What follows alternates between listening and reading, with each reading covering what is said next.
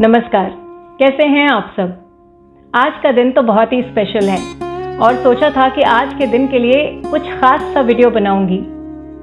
कुछ ऐसा कि उन लोगों ने जिन्होंने मुझे वो बनाया जो मैं हूँ, मैं उनकी कोई मदद कर सकूं। पर सच पूछिए तो पूरा हफ्ता मैंने यही सोचते सोचते बिता दिया कि जिन्होंने मुझे इतना कुछ सिखाया है उन्हें मैं क्या बता सकती हूँ। जीवन में हर उस व्यक्ति से जिससे मिली, जिस परिस्थिति से गुजरी, हर चीज से कुछ न कुछ हमेशा सीखा। हम सभी सीखते हैं। माता पिता, फैमिली जो हमें हर वो छोटी चीज सिखाते हैं जब हमें कुछ भी नहीं आता होता। हमारे टीचर्स, हमारे गुरुज जिन्होंने न केवल हमें विभिन्न विषयों के बारे में इतना कुछ बताया, पढ़ाया, बल्कि हमें लोगों के साथ रहना सिखाया, हमें छोटी छोटी परेशानियों से डील करना सिखाया, हमारी क्वालिटीज़ पे फोकस करना सिखाया, अपनी वीकनेसेस पे इम्प्रूव करना सिखाया।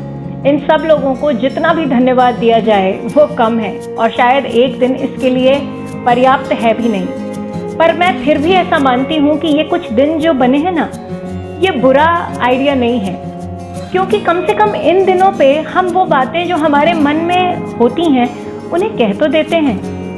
और कहना तो ज़रूरी है ना, क्योंकि आपकी वो बात किसी व्यक्ति के चेहरे पर एक मुस्कुराहट ला देती है, किसी को एक सेकंड के लिए अच्छा और स्पेशल फील करवाती है।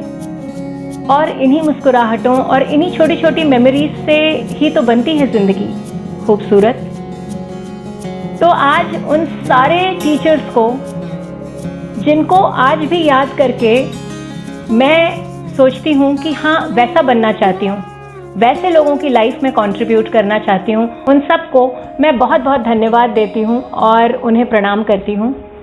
मेरा बेटा बड़ा हो गया है और करंट सिचुएशन ने तो क्लासरूम की फीलिंग को ही बदल दिया है।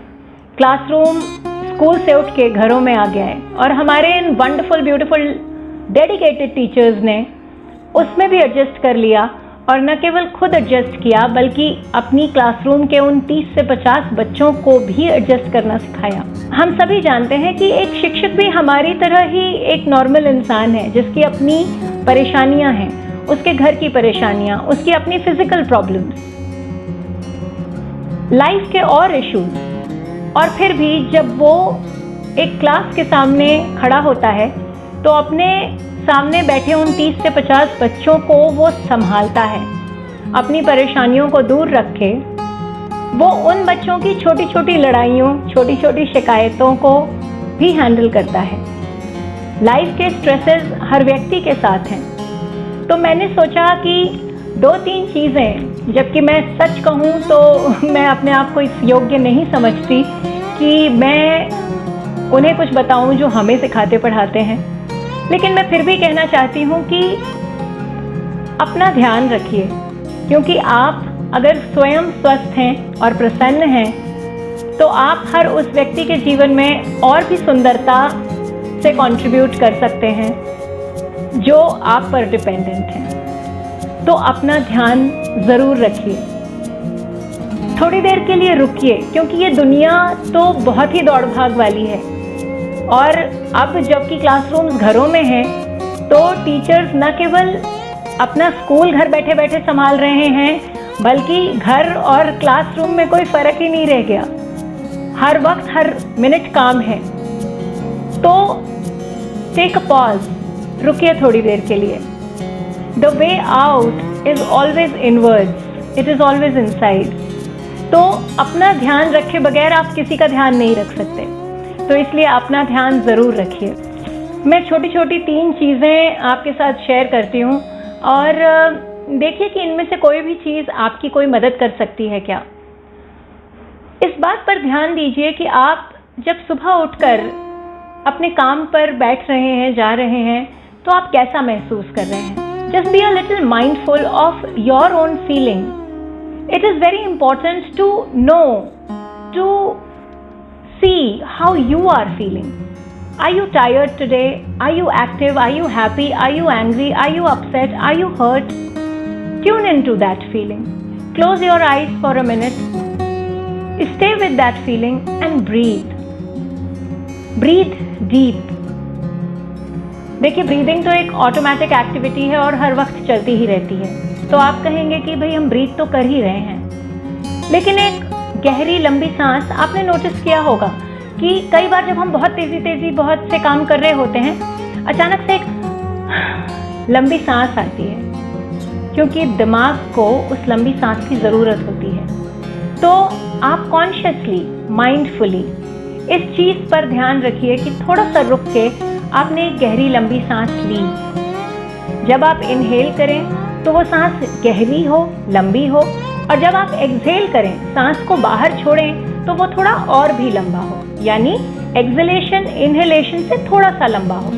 आप इसको एक्चुअली प्रैक्टिस भी कर सकते हैं अगर आपको समय मिले, कि सुबह आप ब्रीदिंग करते हुए 4 के काउंट पे इनहेल करें, 7 के काउंट पे उस ब्रेथ को होल्ड करें और 8 के काउंट पे उस ब्रेथ को रिलीज करें। यानी कि inhalation on a count of 4, 1 2 3 4, hold for 7,